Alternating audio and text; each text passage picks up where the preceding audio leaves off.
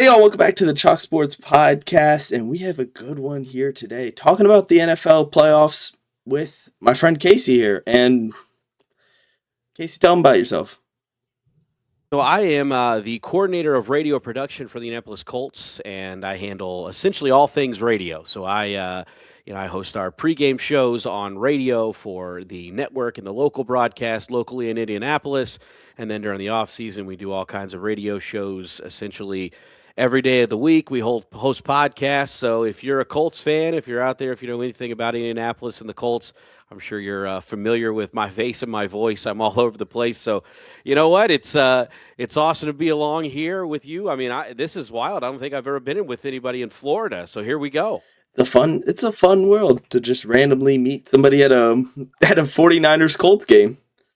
I'm not gonna lie, man. It was really cool getting to know you. And one of the things that I will always say is I remember being in those shoes. You know, you're trying to grasp on anything you can hear or mention from somebody. So you taking that initiative to come up and say hey to us, and while we were doing our pregame radio show, I thought that was awesome. So yeah, any way I can help you, man, because this is a great one of the great tools that you have nowadays. Like when I was coming up through the ranks, podcast wasn't a thing. You kind of had to do it in the more traditional mediums. So this is pretty cool, and happy to hop on and talk some ball. Oh yeah, and it's so funny getting home and looking up what was his name? Ben Brown?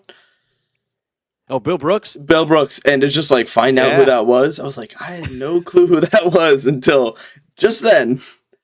Yeah, that's one of the things that I've always said. I am very very blessed and lucky to be in a position where I am, that I get to share a stage every week for home games with Joe Wright, who was a Colts offensive lineman for I think it was 8 years, and then Bill Brooks, who's one of the Colts Ring of Honor wide receivers. And you get to know these people, and they're just salt of the earth. And Bill Brooks is one of the best people I know. Oh, he's so funny. Legendary. I mean, you go into the Colts Stadium at inside Lucas Oil Stadium, and there's his name and number up there, and part of the Colts Ring of Honor, and you'd never know it. He's the most humbled individual you'll ever meet. And he's one of those guys that he'll give you the shirt off his back. So it's pretty cool to everybody to kind of get a taste of what Bill Brooks was. One of the first Indianapolis Colts to really make a name for himself. He was actually the first Indy area player to go in the Colts Ring of Honor. So he's kind of that new wave of Indianapolis once they left Baltimore. Yeah, he was so funny too. Asked him how do you get there? Because I was just curious, and then he said, "Got in my car and drove 5 minutes down the road." I was Yeah, like, that's Bill for you. I was like, oh, fair enough. Very literal. Literally, he took it dead on. All right, Exactly. so this Rams Panthers game. Oh yeah. Are we looking at a pummeling, or is it going to be like a kind of better than we think? It's very interesting because these two teams met this year, and the Panthers actually got the better of the Rams. And I'm not a betting man; it's part of my job. I'm not allowed to bet on the NFL, but I know the line is large, over 10 10 and a points half? on this one. Yeah. And yeah, I mean it's going to be interesting because I mean you talk about the Panthers limping in. You lose that game on Saturday to the Buccaneers, and you have to wait around hoping for the Falcons to beat the Saints. The Falcons do that. So you get in by happenstance, and not only do you get in, you get to host a playoff game. So there's something about that. It almost has that vibe from Seattle a handful of years ago when they kind of limped in and they won a home playoff game when they probably shouldn't have, as they were, a heavily underdog. They were under 500. I'm not saying that has a similar vibe, but there is a little bit to be said there. But I've also said that all year, I think in the NFC, it's going to come out of the West, whether that's Seattle, the Niners, or the Rams. I think all three teams could make a case for being the best teams in the NFC, and it's really, really hard to bet against Matt Stafford and Sean McVay. And you got, Puka Nacua. We know now Devontae Adams is going to be healthy and ready to play. So that one, there's a lot of writings on, maybe you root for that underdog because of kind of the whole scenario getting there. But then you look at the team on the other sideline, and it's going to be a hard one for the Panthers. So I think deep down, I don't know necessarily if the Rams can cover this. I don't know if 10.5 is going to happen because the NFL, it's all about parity. It's all about close margins. But I do think the Rams pull this one out. I don't know if Carolina can continue this Cinderella run here as of late. Yeah, it would be for Panthers. One, the stadium. I've been there. They're not the most energetic fans, respectfully. Yeah. And I watched the last game CMC ever played. It was that before he got traded. I think it was 2022. Yeah, this game, the 37-15 game. CMC ran for like 100 and something yards. Oh no, it was 54. But he got traded the next day. But no, this Panthers team has just been bipolar.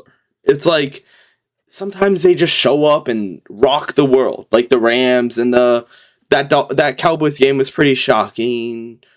Early in the season, the domination of the Falcons, and then you get to this game, and it's like we've seen him do it, but is Bryce Young at that level? Right. Is he too young? And I'm sure that's the biggest thing is, how tested is this team when it comes to this area? Because you got to tip your cap to what Dave Canales has done there. I mean, it was an absolute dumpster fire a couple of years ago with the whole Frank Reich thing, and you're firing a coach a year in, you're making all these drastic moves.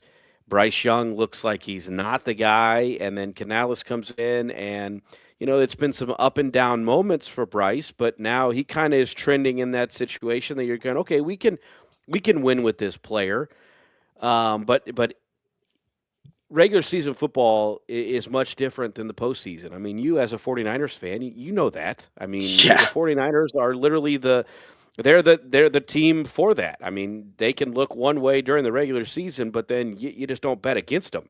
No. So, I'm anxious to kind of see, how this maturation process goes because Bryce is starting to get some weapons. He's establishing something, but Matthew Stafford and that whole Rams team, they've been there, done that. I'm not anticipating them coming out short at all. I mean, it's also, how much longer does Stafford have? And this is about as good of an opportunity as you're going to get in the NFC right now. So I would expect the Rams. Like I said, I don't know necessarily if it's a double-digit victory, but I can see them still rolling in Carolina. Yeah, I have a hard time seeing them at the 10.5. Again, like you said, just because it's the NFL. Anything can happen. Yeah. The only scenario I see that happening is if the corners get picked apart. Because you see them on PFF, they're not consistent. J.C. Horn has not been the same since early in his career. I feel like his early seasons were way better than they are now. He's kind of had an unfortunate downturn. Yeah, and look at who he's going against. I mean, Puka Nacua makes everybody look that way. And if you can have a healthy Devontae Adams with a guy like Matthew Stafford who can put the ball anywhere, all that stuff sets up for a little rocky, defensive back area for the Panthers, especially seeing the way their final game kind of turned out. It was an ugly one back and forth. The Rams don't play many ugly games, so yeah, all that stuff. It's kind of, I think it's turning my decision a little bit more on. I'm pretty positive in the Rams, but like I said, I don't know if I necessarily see that double-digit victory. But Puka Nacua he is incredible. I mean, we watched as a Colts guy, we watched that early in the season, and we also saw his debut when he was a rookie a couple of years ago, just torch the Colts, and it was like it didn't matter what they did, he was able to find a way to get open, and I would assume he's going to be able to do that when this playoff game comes because ultimately he's just that good of a player. Yeah, his rookie, by the way, that was the year that I knew ball. I claimed it because I had him. I drafted him at the end of the draft. I had him in the family fantasy league, and oh my goodness, did I reap? Because in that game, 163 yards and a touchdown. Yeah, and I think it was his first career touchdown, and it was his, I think, third game over 100. We were like, who is the So full transparency moment. So Puka Nacua's brother Samson actually spent time with the Colts in training camp a couple of years prior.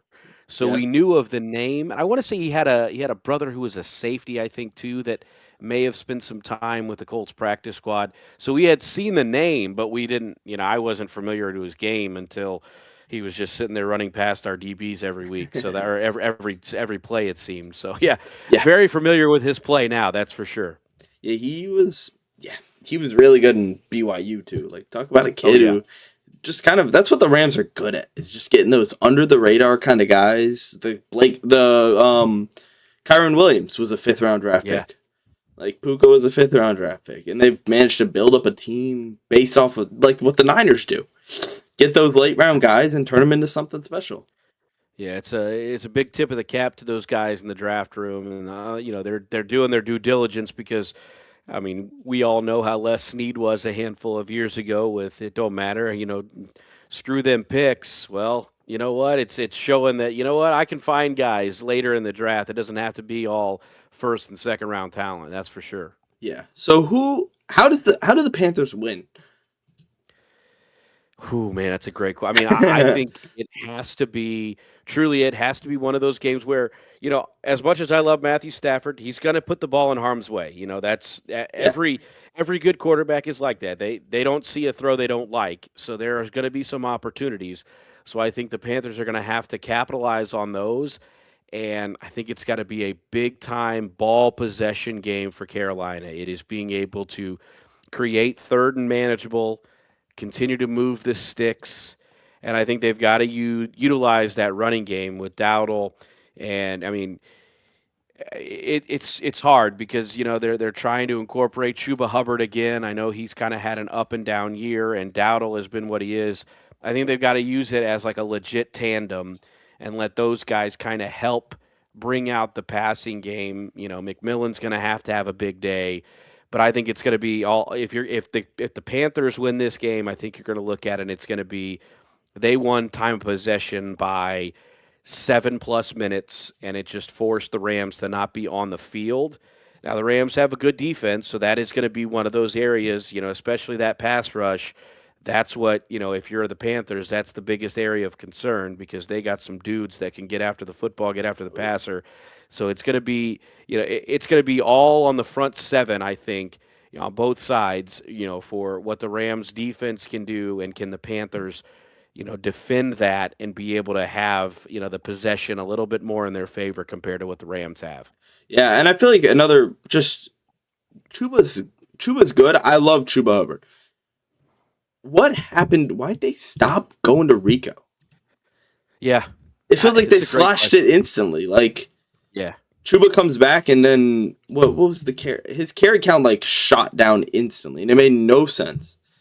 Yeah. It's always one of those things too where, I don't want to get into the whole financials of things, but, Chuba Hubbard is a guy who they're paying pretty handsomely. They signed that extension.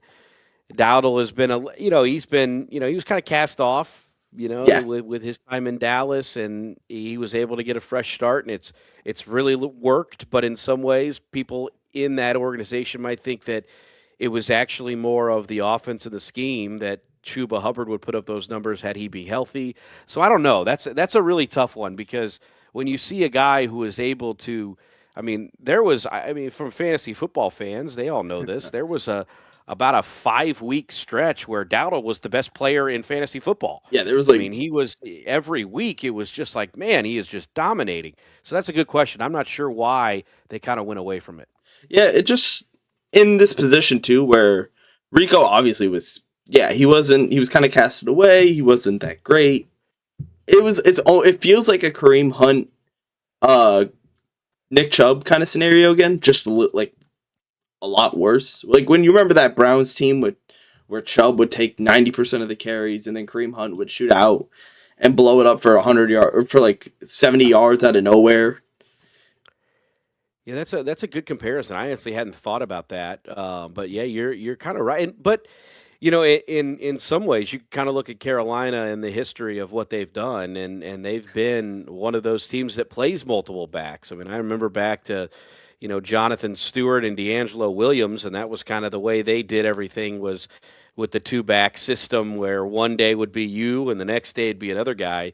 So I'm kind of anxious. I mean, that's a good question to see kind of what they plan to do moving forward with those two guys because, I mean, Dowdle has been a diamond in the rough. I'm sure he's going to be I don't know if he's a free agent. I don't know how that all works. That's going to be interesting to see what they do moving forward because I think they have two pretty good backs in the backfield. but it's like I'm not sure when you need to strike with one or the other because, as you mentioned, I mean, Dowdle had a pretty good year, and they went back to Hubbard, and it's kind of been up and down. I mean, we saw last week, and they couldn't get anything moving in the run game. So, yeah, that I think that's one area they really have to establish on Saturday. Yeah, so he's an unrestricted free agent next year. Okay. So you might want to pay him. Yeah. So who are we going with? Rams or Panthers?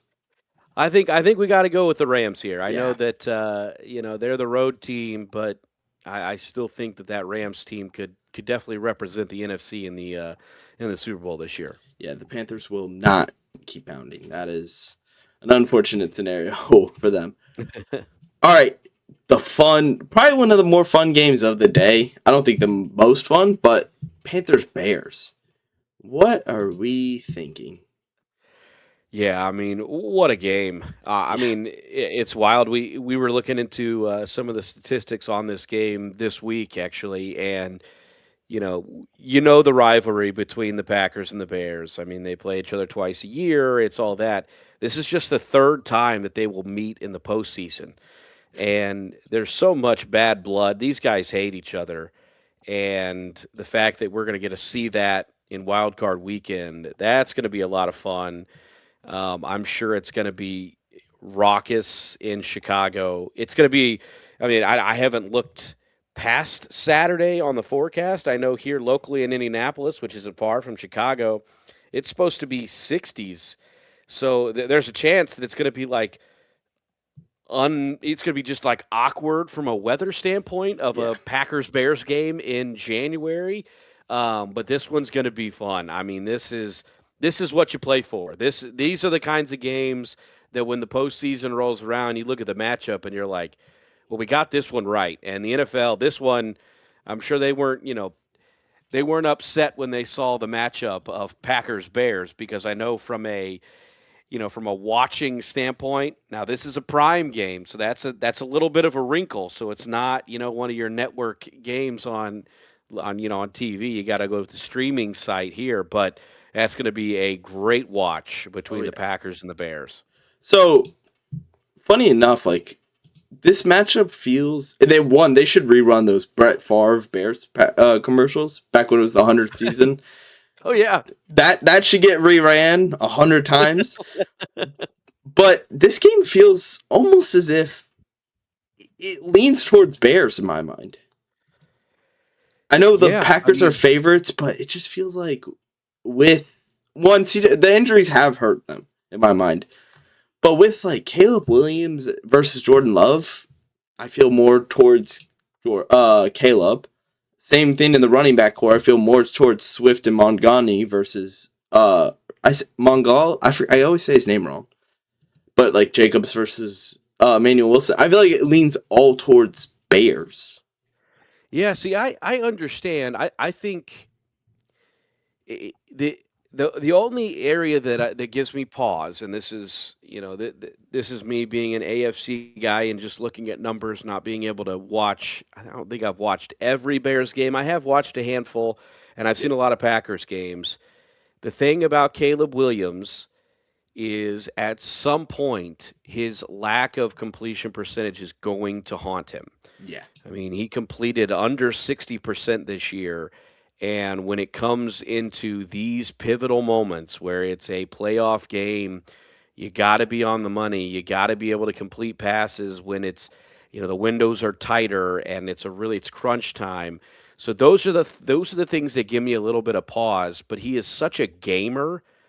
And you talked about the injuries. I think what really hurts the Packers is Jordan Love's inability to kind of contain momentum. I mean, all year it seemed like he'd play a couple games, then he'd have to miss one here or there.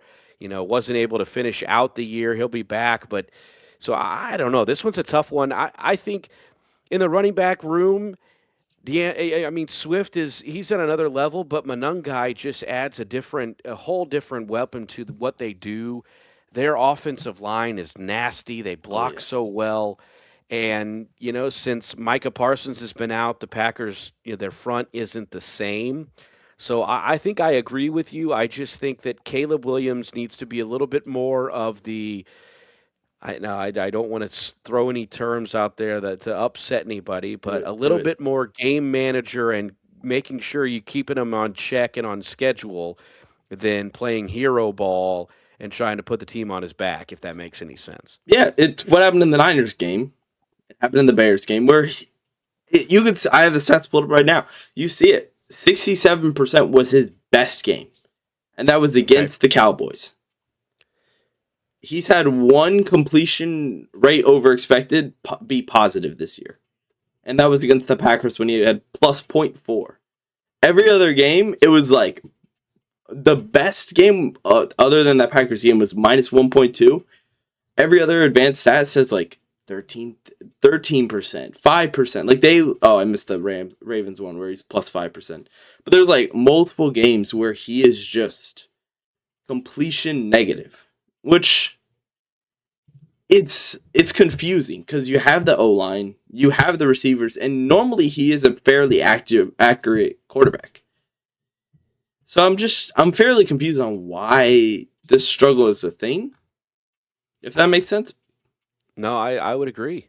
And I mean, there's a lot of things too that, you can't just look at just the statistics on it, but that is Yeah. one thing that I kept looking at that I was just like, at some point this is going to come back and bite you. And I mean, tip of the cap to what Ben Johnson has done there in Chicago. I mean, he has established a really, really impactful offense.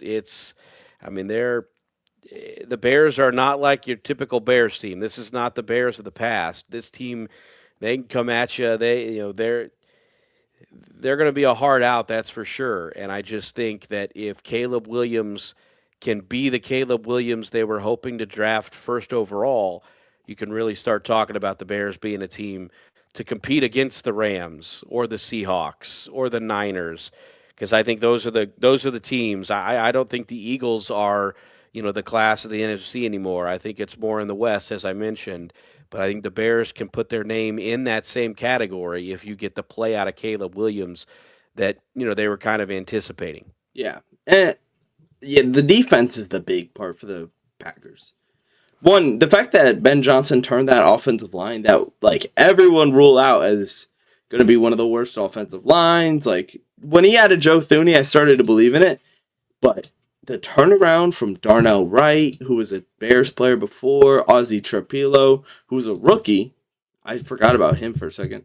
Jonah Jackson was a good pickup. Like they added this line that nobody really saw coming. They were not like this last year, where that offensive line was competent. And for the Packers, the defense just getting stripped of Micah kind of puts them in an ugly spot.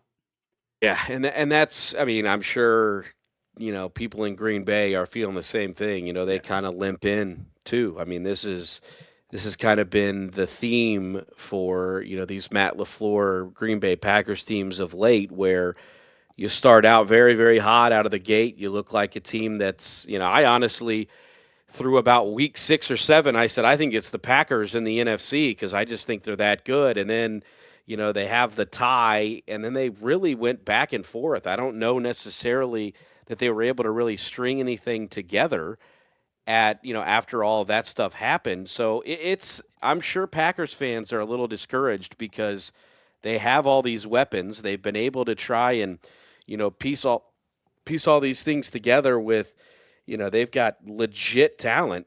It's just, I mean, they go from the tie with the Cowboys, they win 3, lose 2, win 4, lose 4. So it's just, the peaks and the valleys. It's hard to continue to limp into the postseason because you're just not playing your best football when you need to, and that's kind of what the Packers have been. And that's a town that, I mean, this. You can't Oh yeah. you can't keep limping in and not winning these playoff games because it's a not for long league, and that right there doesn't hold a lot of water. No, and been to Green Bay too. That town's legit. They Yes, they yes, it scare me is. as a Niners fan too, where we have rivalry with them. Like there's not Yeah. a team that I have been celebrating to disappoint more than the Packers. I was I there understand. in 2019 when we played them in the NFC Championship. It was my first game. My dad bought the tickets. He pulled the trigger. It was like 190. I can't remember. We sat like good seats. Just flew out to San Francisco, and it was a butt kicking. And it's kind of like, obviously that's Packers older than them, but it's always been that kind of Packers problem where you make it, you're good, but they were the 1 seed. They had Aaron Rodgers. They lost 20-37 to the Niners team.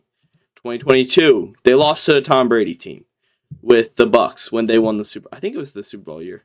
2021, lost to the Niners off that blocked punt from Talanoa Hufanga. 2022, they missed the playoffs. I think LaFleur has been there since 2019. But even like 2023, right, yeah. They played the Niners, lost it to the Niners by 3. They've kind of developed this. They haven't won 2 playoff games in probably ages. They lost to the Eagles 10-22 last year. And this year, it's coming in against the Bears, division game, so anything can happen. But yeah, can you feel confident in a Packers team that's lost 3 games in a row? That's where it is. I mean, like I said, 4. limping in, it's going to be. But I do think that the Packers offense, it has a chance. It can be explosive when it clicks, and that's that gives you pause with any team. I mean, you know how this league works. I mean, you get hot at the right time, and it doesn't matter how good one team is. If one team is just feeling it, it changes the whole complexion. And we saw this Packers team, I think it was 2 years ago, in a game where nobody expected them to do anything against the Cowboys, and they went out and they routed them. Yeah. The Cowboys are a betting favorite to represent the NFC in the Super Bowl. And a couple years ago, the Packers went in and it was a rout. I mean, 40-plus points they put up. So that's the capability that this offense has. You just haven't seen it, and that's one of those things that you look at this Packers team, like I mentioned, losers of 4 straight, heading into the postseason. I don't know. It's going to be tough, and you go into a hostile environment where Chicago. I don't have the numbers in front of me, but I can't remember the last time Chicago hosted a playoff game. Those fans are going to be, it's going to be raucous. I mean, I can't imagine what it's going to be like there at Soldier Field. It's going to be nuts. So this one's going to be a good one. I mean, you talk about one of the premier games of the week. That's a pretty good one there on 8 o'clock on Saturday for sure. It was the wild card round in 2018 where they lost on a missed field goal in Bears faction. Oh, was the double doink? No, I don't think so, because it was Cody Parkey. And I'm pretty sure. Yeah. Wait, was it the double doink? It may have been. It was. Doink. Oh, that was the last home playoff game. Oh my God! Wow. Okay. So. That's right there. That'll get you. Yeah, it was because it was the Nick Foles run. Doink. Oh man! So that was the last time the Bears had a home playoff game. Okay. Yeah, those fans are. Boy, they probably don't want to see anybody kick anything in that game. No, well, I don't know if anybody knows that until now, because I never even thought of that. I hadn't thought of that either, man. Mitch Trubisky was the quarterback. Oh. That was a while ago. That's crazy. So that's not all of a sudden. There's some bad juju on this Bears game. Yeah, there is something there, especially with Vegas going towards the Packers. There might be some bad juju there. Oh man. I think the big thing be Bears though. That would be the Bears. That would be Bears. I think the biggest thing is Zach Tom. He's a sneaky name. I only know him because week 1 we did a podcast and Zach Tom was he's the thumbnail. He was the big deal. I think if he doesn't play, the Packers get rolled. Because that is the one side that if you're missing your tackle, you're screwed against the Bears. Because they have Montez Sweat going off that edge. You can coast by with a backup on Austin Booker, and I love Grady Jarrett, but Grady Jarrett and even Dexter Sr. I forgot his first name, but Von Dexter, yeah. If you are missing Zach Tom, who's been, you see right there, I know PFF grades. You can say whatever you want about them. He was 8th. He's 8 out of all tackles, and he has been really good when he plays, but he hasn't played in a while, and he DNP'd this practice on Thursday. The short week, there's a lot of almost floating up in the air for this game, I feel like. with that health. Overall, though, you have to have your full arsenal, oh and yeah, you think about it from a Packers percent. I mean, that's yeah. If you're down a tackle, I think that changes things as well. But I think you and I are both kind of leaning that way anyway. I think the home team rolls here yeah. in Chicago. I mean, unless I didn't realize how bad the Bears' helmets were because 3 concussions is a little obscene. Of course, C.J. Gardner Johnson, great former Gator. So we're going Bears. Going Bears on Saturday. That's fair enough. The next game, the 1 o'clock Sunday. Honestly, the game I think I'm most excited for. Besides for obviously my game, I think this game I'm most excited for. Bills Jags. This one's the toughest one for me. There's no Vegas line because it's split down. I think it's dead even. DraftKings apparently doesn't even have the line up. So do they not know where this is going? Like, Wow, so it's like a pick 'em. it is a pick 'em, I'm pretty sure. Based off, I thought I saw a line that said it was just straight up dead even. And that scares me. I don't know who to go. What are you thinking?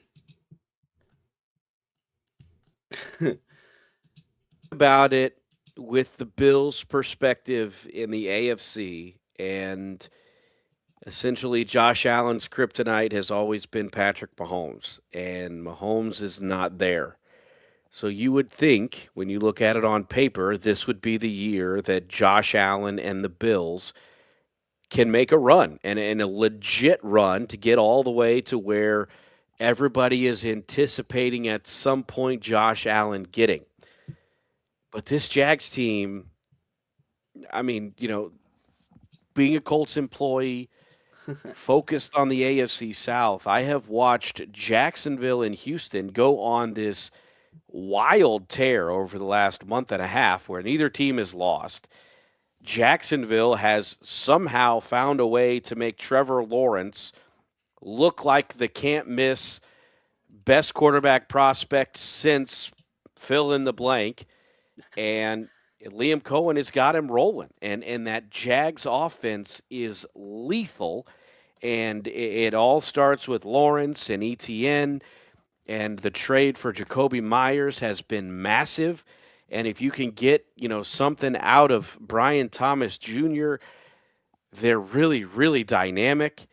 And then defensively, Josh Hines Allen and Trayvon Walker and Eric Armstead, Foye Oluokun. I mean, they have some dudes that are just really, really good. All that being said, it's so hard for me to bet against Josh Allen. I think this is where I think you're going to see the upset. Well, if you call it that, just because it's a 6 versus a 3. But I think Josh Allen is just a different cat. He's that dude that backs against the wall. He's going to find a way to break through it. And this seems like the year, especially with how wide open it is being, the Denver Broncos are the 1 seed, which blows my mind because I don't think they're that good. I think they're frauds. And New England is good, but I think they're maybe a year or 2 away from being a legit contender. Now, I may be wrong, but when you think about all that stuff, and I mentioned the top 2 seeds, and I didn't say Patrick Mahomes, I think this is where Josh Allen just feasts. I think he finds a way, with him and James Cook they find a way to get through each opponent they need to. And that's who I'm picking. That's where I'm going here is the Bills, even though Jacksonville has been on a historic tear over the last month and a half with Liam Cohen and Trevor Lawrence. Yeah, they kind of figured pieces out that, honestly, just like you said with the Patriots, and I know you're not going to like hearing this, I think they're a year too early too. Because the Jags have drafted amazing. Yeah. I love LaQuentin Allen and DJ Dallas. DJ Dallas was a draft. He was a Niner. But I love LaQuentin Allen. He was one of my favorite prospects coming in. There's probably footage of me saying it. I don't think Armstead is playing this week. But in general, this Jags team is built very well, but extremely young. They have to. I think they have to experience a loss here, just for the sake of future. But man, Liam Cohen is a great coach. Yeah. He's my coach of the year. I want to say Niners deserve it. Like I want to say Shanahan deserves it, just because like what he's done with this team. You could also say it for Braves, but I feel like the best coach who's turned the worst team around into a amazing team is Liam Cohen. Because by the way, this team was a 4-win team last year, and their draft pick, who was supposed to be like the savior in Travis Hunter, has played 3 games. Yeah. So it's almost like I feel very confident in this Jags team. The only worry is the Bills have experience. And like you said, Patrick Mahomes isn't there. And Patrick Mahomes being a kryptonite of a team that they're supposed to do it. And they're supposed to do it this year. Do you think that pressure has an effect on them? That's a great question. And that's I think what's going to get the most of it. I think that's the biggest question is, does this at all add too much weight to what the Bills are trying to do? Because they hear the noise. They know that they have played in probably 2 or 3 playoff games where they should have won. I mean, I'll never forget that game a couple years ago with the back and forth and the Chiefs being able to score in 13 seconds or whatever it was. Oh, yeah. I mean, one of the best games I've ever seen in my life, and it was just a playoff game. And they know all of this, and that is something that has got to be determined because they have to find a way for. I mean, if it's ever going to happen, this is one of those years that you could make the case that it has to happen right now, just because of what Patrick Mahomes is in the postseason, and with him not lining up on the other side at any point during this potential run, it would be the time to strike right now for the Buffalo Bills. Yeah, and that's the only fears. Yeah, I was looking at the times they played. It was literally since 2020 they played 4 times and have lost all 4 times out of the 5 playoffs they've been to, or something like that. It's wild. So it's just insane how much. And the only person to beat him other than that was Joe Burrow, which also is kind of Mahomes adjacent. Yes. So it's like it feels like the best. It puts Josh Allen in a position where it's the best quarterbacks outduel you. Who's the best quarterback in this year where you can say that? So it's really down. It's really down to the teams failing. I don't see the only person you could argue is Herbert, and if Trevor Lawrence continues this tear, but the only other person would be Matthew Stafford. Yeah, or maybe Brock Purdy. No, that's a great point because I think when you say who is that quarterback, it's the guy that playing for the Bills. I mean, that's the guy. I mean, if I had to pick any quarterback that is playing in the postseason right now, hey, you need to go win a game, it would be Josh Allen. So I think all of that being said, Josh Allen, even though the Bills didn't have probably the year that a lot of people thought, them not winning the AFC East, a lot of people did not expect that, but ultimately they did enough to get in. They're a 12-win team. You can't just let that go. 12 wins is impressive, and it's just Josh Allen is the guy, and it's got to be Josh Allen doing Josh Allen things in order to win. He's got to have the ball late. It doesn't matter what the defense does because he typically is going, if they need to score 7 touchdowns, he'll go out and score 8. It's just, can he do it with the pressure of knowing, hey, all eyes are on us. The monkey is on our back this time around. That big gorilla that they always say you're carrying, it's on their back right now because Mahomes is not on the other sideline, and you mentioned it, Joe Burrow's not on the other sideline. So, yeah, it's and this game, I think this is going to be a big test because, as we mentioned, this Jags team, they have been really, really good over the last month and a half of the season. And, yeah, this one is, we talked about that Bears-Packers game, and that's going to be a lot of fun. But it's really hard to not look at this Jags-Bills game and say, well, I don't see why that one isn't going to be the game of the weekend either. I mean, like I said, I mean the Jags, they haven't lost since November. It was early November. I can't even. Let's see if I go back and look. It's been, November 9th. yeah. November 9th was the last time that the Jags have lost. I mean, they went on a tear and they beat good teams. They beat the Chargers. They beat the Colts. They beat the I knew it. Broncos. I knew you were going to slip that one in. Yeah. I mean, it was at the time when when they lost that game, the Colts were right Oh, was there that the good Colts? teetering between, a playoff team or not. So, on their way to getting, winning the AFC South, they really took care of business. So, hey, that one's going to be a really fun game. That's going to be a lot of fun on Sunday. Yeah, that was the Daniel Jones injury game. I didn't know that. Yes, it was. The slippy, wet conditions there in Jacksonville, and that was kind of it. But if you really want my honest opinion, it all kind of stopped a couple weeks prior when he was a little bit more immobile because of his fibula injury. A lot of their offense changed, so I don't know necessarily how much the injury killed their hopes. I think there in Jacksonville, but it really stopped. If you ask me, I think it really stopped in Pittsburgh when teams found a way to kind of attack the Colts offense, and then he was limited with his mobility. That was kind of the whole thing there. But you don't want to hear about the Colts, so we don't have to dive into that. We'll get into that at the end. So Okay. The one thing that scares me the most for the Bills, and this is like how Jacksonville wins, home field advantage. In Jacksonville has been such like I haven't when we go to Jacksonville games, the 49ers have rolled them. Like it's literally been just domination after domination over and over.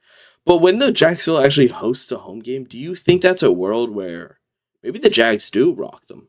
Like, could that be a difference maker is what I'm trying to say. It's an interesting thing. We actually dove into that this week. I'm trying to pull up the numbers here real quick while we're doing this on the fly. But I want to say that Jacksonville in their history as the home team, they're actually very, very successful as the home team in the playoffs. So let me pull up this number real quick. So when they're at home, where is it? Jags playoff history. Let's see if I can find it. They haven't had a lot, but when they do, I want to say I think they're 3-0 when they're hosting. Yeah, on Wild Card Weekend when they're at home, they are 3-0. All time, they are 4-1 at home in the postseason, and they have beaten New England in '99, Buffalo in 2018, and the Chargers in 23 as the home team on Wild Card Weekend. So, like I said, 3-0 on Wild Card Weekend, 4-1 all time in Jacksonville. That is something that you cannot overlook because sometimes that little juice, that added juice you get at home, it does matter. Yeah. So we'll see. And I remember that Chargers home game where they came back from the 4 or 5 interceptions. Oh, that was a wild Trevor Lawrence game for sure. But that was also in Jacksonville. So they were able to weather the storm, even though it didn't start off the way they wanted. Because it was at home, they were able to kind of regroup and get things going the way they wanted it to be. So that is something. But the Josh Allen effect to me, it's just a little bit greater than home field. Yeah, and the only other thing you could mark on the Bills would be when they're away, they haven't been the greatest. They lost to the Dolphins, the Texans, and the Falcons when they're away. So 3 of the 5 losses they had were away, and the only 2 losses they had that at home were Patriots and Eagles. Would not be losses I would discredit you as. No. And for the Bills, obviously, I've been there too. That stadium is electric. Yes, but when you're away from there, you kind of put yourself in an ugly spot. Yep. I agree with you though. We're going Bills, I would assume. Yeah, I think I'm going Bills. It's going to be really hard. Like in some ways, Josh Allen gets the Patrick Mahomes effect for me in this playoff. That I struggle to bet against him, so I'm going to go with Josh Allen and the Bills. Yeah, it's like I'm not comparing him to Brady, but I'm going to use Brady as the example. Would be old Brady. Yeah. Don't bet against him. Exactly. Or else you'll be the clock that's always right at least 2 times a day. Exactly right. That's the best analogy Yeah. I've heard of it. Where I called the Chiefs one, and then somebody said that I was the clock that gets right at least twice a day. I was like, you know I what? like that. That's good. I was like, fair enough. I also said that the Patriots were a year away, so hopefully that stands to be true. Yeah. In the same You clip, and which you and me sucks. both. You and me both. So I'm terrified. First off, 49ers Eagles. I'm so scared. We are desperate for linebacking. It's gotten to the point. I think we just picked up another guy, and it was a Cardinals linebacker last year. I can't remember his name off the dome. Oh, what was his name? It was like Azil something. And we are just so desperate for linebackers, the 49ers. Do you think that's the decider? Yeah, who did we pick up? It was I don't even think he's on the roster officially. 49ers the linebacker pick up. Kazir White. That's who we picked up. He's a good dude.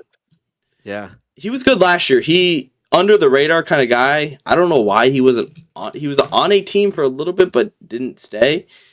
He had, I think, 130 tackles last year.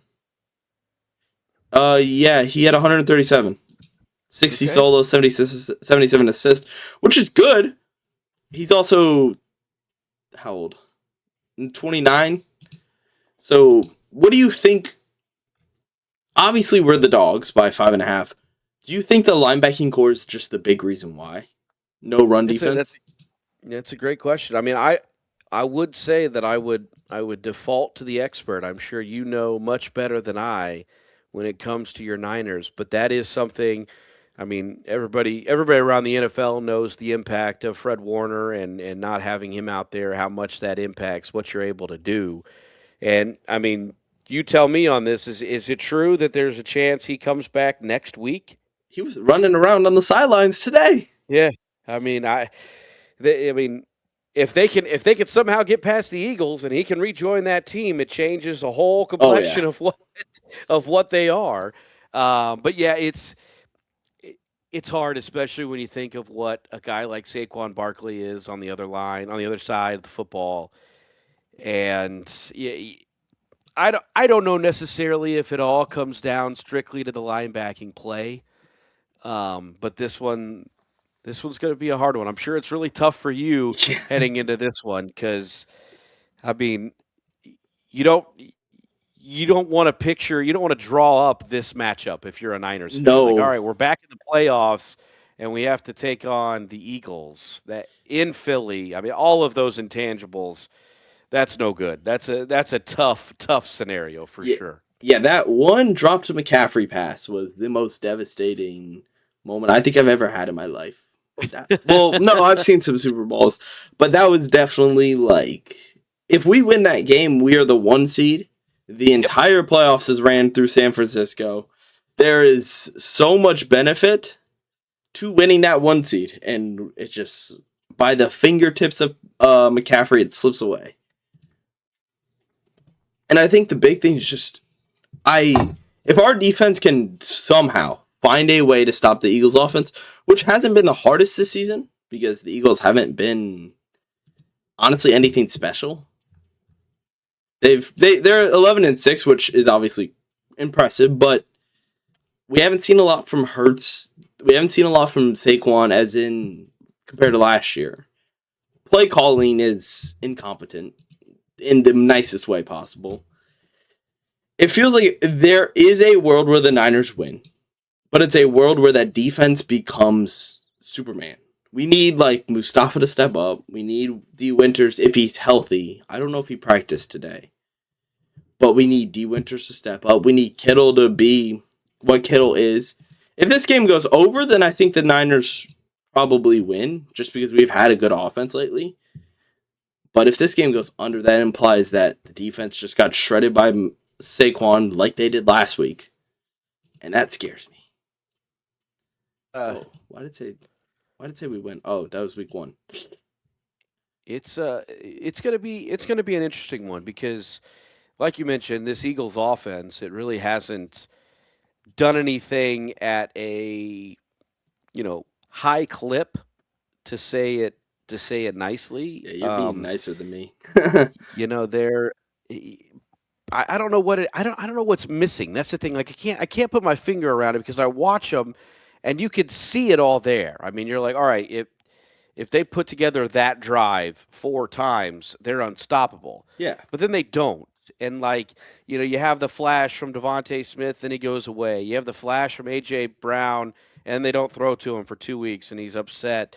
And then you have Jalen Hurts just looking up and down, and all of a sudden he makes 6 great plays, and he's throwing turnover after turnover. So I don't. Yeah. They're a really hard team to understand, but it kind of goes back to, and this can be said, I think, for the Niners as well. They're just so experienced in this style of football. Like, it comes to the playoffs, it comes to crunch time, and they just know, okay, we got to push this button, this button, this button to get a victory. And I think that Kyle Shanahan and what the Niners do, they do the same thing.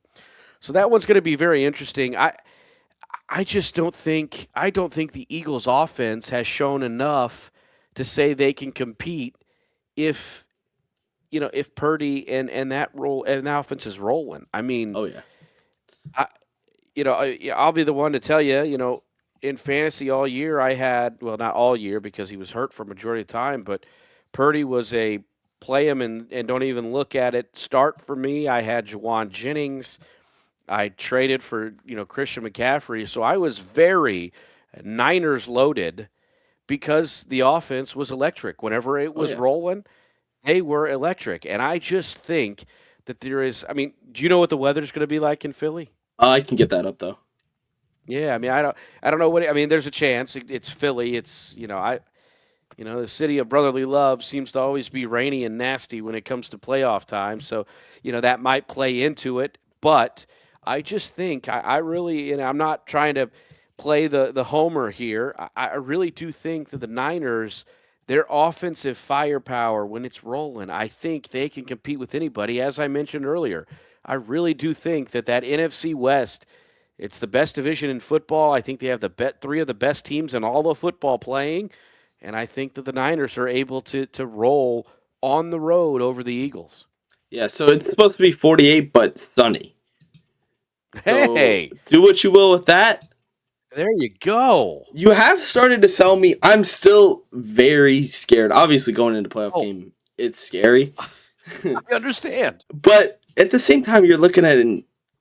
If we can get that offense that we had against the Bears, against the Colts, Titans, Browns, Panthers, Cardinals, Rams, Giants, every team we've played, besides for the Seahawks and the Texans, Yeah, that was the only time I saw like extreme weakness in our defense. And I wonder if it's mostly a division point of right. division games are messy. The 49ers played in division and lost to the Seahawks. Should you even factor that? Yeah, that's a great point. But I mean, here's what I will say, and this is, not to be a Eagles Man, apologetic at all, but Vic Fangio, he's watching those tapes of what Seattle did. He's going to try and figure out a way to replicate what they have done. And, from a defensive standpoint, the Eagles, they have guys at every level. That is one bit that does scare you a little bit, if you're a Niners fan. But like I said, I really do think it's the NFC West for me. I think it's going to be 3 of those 4 teams in the Final Four in the NFC, and then you're going to have, in my eyes, I think you're going to have 2 of them battling to see who gets to the Super Bowl. That's what I think. Yeah, that's a very real possibility.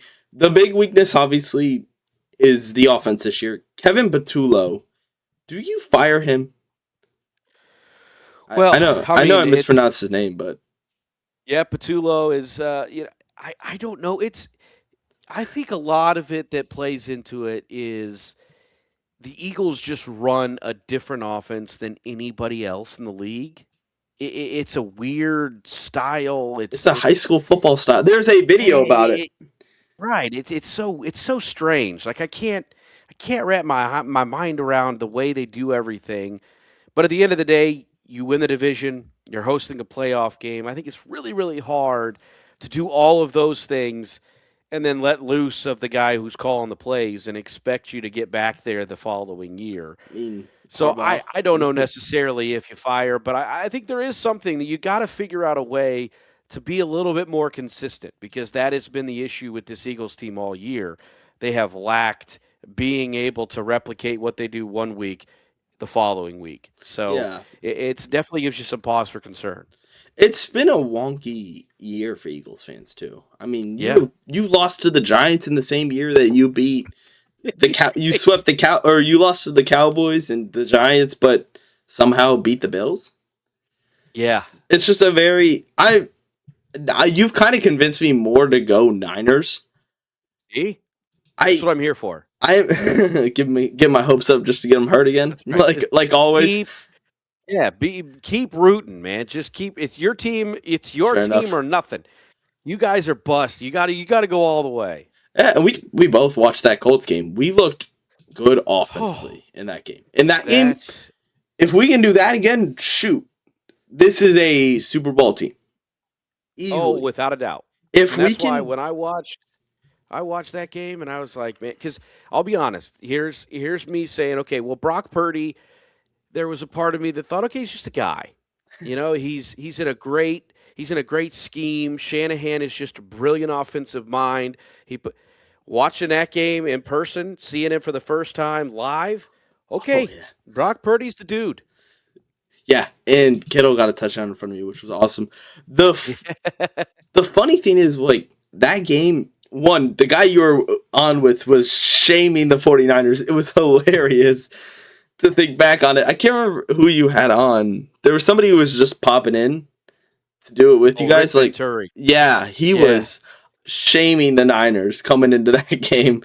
He was like, they don't know how to play football and all that stuff. So I love Rick Venturi. Rick Venturi was coached in the NFL for 40 some odd years. He was a defensive coordinator. He was at one point the interim head coach for the Colts. And he is now our color analyst on radio. And so here's why Rick did not like the Niners. He's a defensive-minded guy, and he does not agree with the style of defense that Gus Bradley, Robert Saleh play. He thinks it's, a little bit more zone. It's not press man-to-man, a little bit more bend but don't break. He thinks that's not a way to succeed in the NFL. But, I mean, clearly you saw it's succeeding just fine in my eyes. Multiple Super Bowl appearances. He was funny. You guys were dying at that, and it was so funny. But he's been coaching for a while. Yeah. Yeah. This team just... Obviously, the defense hasn't been great lately, especially in that last game. If we win this game, it is... I want to say Super Bowl, but we play the Seahawks if we win this game, and we're right about the Bears game. Now I'm kind of rooting for the Packers, now that I think about it. Because if we win that game, then we play the Rams or Panthers, which is more winnable than the Seahawks. So it feels like coming into this game, I'm leaning Niners now. You've convinced me. I'm fully in on it. So how does the Eagles win? So how does the Eagles win? Oh, that's a great. I mean, I think the Eagles win if Jalen Hurts is looking like Jalen Hurts the last two seasons. If he's out there throwing the ball where he needs to be, and being able to utilize his legs, and that defense creating turnovers. I think that's the way the Eagles win. But I just don't see it happening. I really don't. I think I see the Niners in this one, and I would even. What's the line? What's the number on this one? 5.5. 5.5. Yeah. See, I would. Man, I'd take the points and go on that one for sure. But like I said, I'm not a betting man because the joys of the NFL. I'm not allowed to. But legally that's a joke. What? Legally, that's a joke. Yes, right. But no, I truly, I would say go Niners on this one. I just don't see. I think, and Your thoughts on Kevin Patullo and this Eagles coaching staff and all of that? There might be some real questions if they don't win this game, Oh yeah. but I see the Niners. I really do. And one more quick thing that you were talking about. I think the Niners are a better team than the Seahawks. Oh. Yeah, So it can I, be. It's so weird against the Seahawks. We beat them week 1, but lost to them last week. So I don't really know yet to think. I like Seattle. I do. We watched the Colts play them. Yeah. But and this is, I swear, it's not like I have some axe to grind against Sam Darnold. I just don't know necessarily what Sam Darnold you're going to get. Now, he may prove us all wrong, and this may be the year he goes out, but we all saw what happened last year in Minnesota when they played in the playoffs, and he turned into a pumpkin. That is true. And I'm anxious to see if Sam Darnold can really be the guy, because in some ways he kind of set up the blueprint for what the Colts are hoping to do with Daniel Jones. So Yeah. there is, still some of that back and forth, but Brock Purdy for me and this Niners team, they've been there, done that. I think if they beat the Eagles, I don't see a reason why they can't go to Seattle and win that game too. I would if I'm a Niners fan, I'm taking the route that takes me to Seattle before it takes me to the Rams. That's what I would say. See, I like that. The only we don't even play. We wouldn't even play a home game if the Packers lose, which until the Super Bowl. And in the Seattle point, obviously we'll get to that if we'll do the second round too if we get to that. But if the 49, let's say we're gonna go 49ers win. And we'll go to the next game because I want to hit the second round too before I lose you. Chiefs, Patriots. What do we think about this game? Hold on, I lost you sound-wise. There you go. You're good now. Wait. Where'd you go? What happened?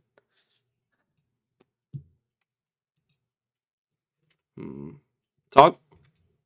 Hello, am I here? You got me? There you go. Now you're good. Okay. That was random. So this one, I think, what? Man, I can't figure this one out because, like I said, I still think the Patriots are a couple years out. Yeah. But Mike Vrabel, he's the real deal kind of a coach. Drake May has looked the part. I'm back Justin and forth. Herbert has the hand. Yeah, I don't know. I'm with you on this one too. I can't figure this one out, and it makes sense that it's the Sunday night game because I think I'm going to go all the way up until 7 and have no idea what I think about this one. I think that I think what happens here is the Chargers have so many injuries they've had to overcome on the offensive line. Oh yeah. Herbert's constantly running for his life. I think it's going to catch up to him, and I give a slight edge to the Patriots, but this one is a tough one for me. I think I'm in the same boat with you. What's crazy is Herbert has managed to make such a good time to throw out of his position. He's got a 2.9 second time to throw, which is not a credit to his offensive line. Right. Because his offensive line, I was one of the highest people on the offensive line coming into the season. And then they lost like 6 people in a row and fell entirely apart, which was brutal. Control-Alt-Delete, Mr. Joe Alt. Like, they had so many guys that I was like, oh, yeah, this team's going to be good. I've got them really high. That big extension, and then, it's been downhill. It's been hard, too, for Harbaugh. Because that is, like, his bread and butter was getting there, building that defensive line. Yeah, you're good.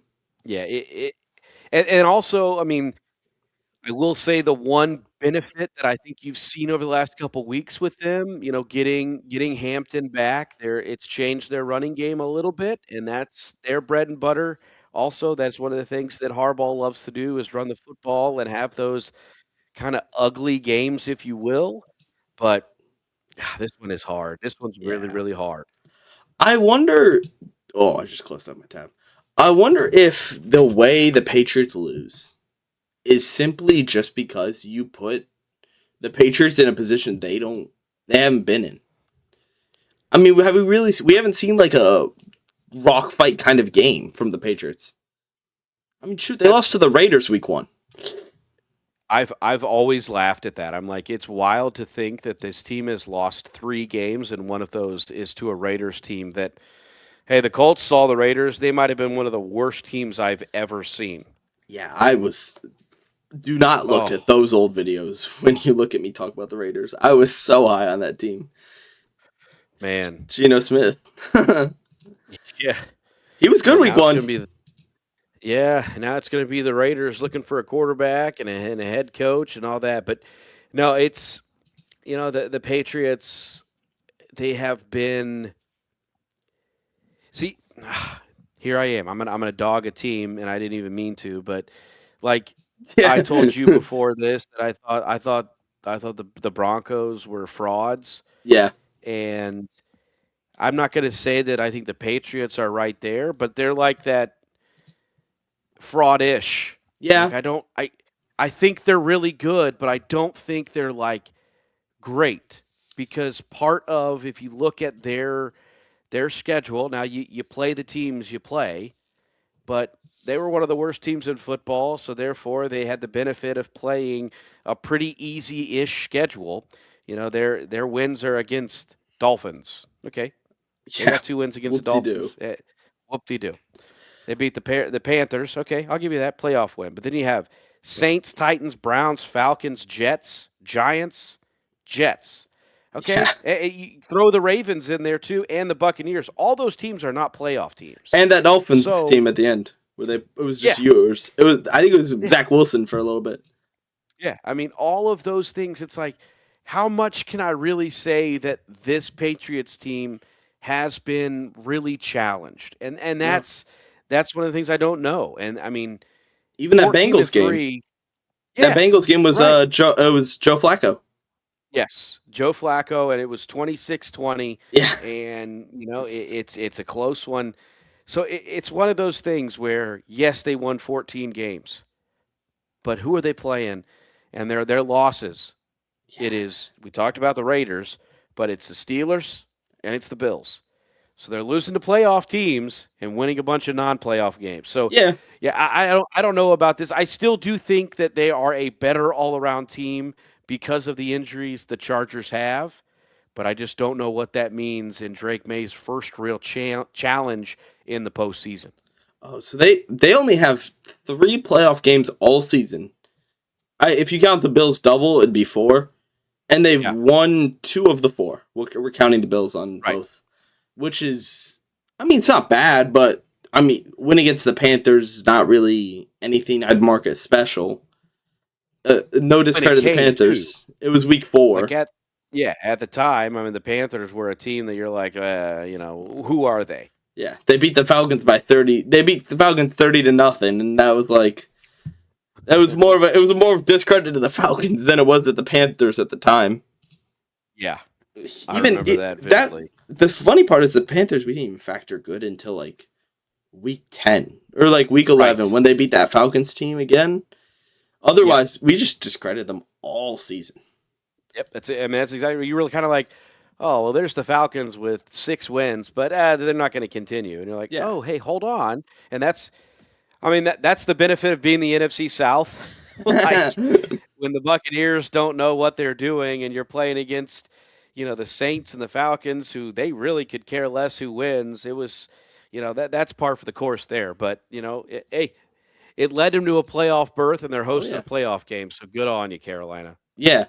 So I don't know who's going to win this game.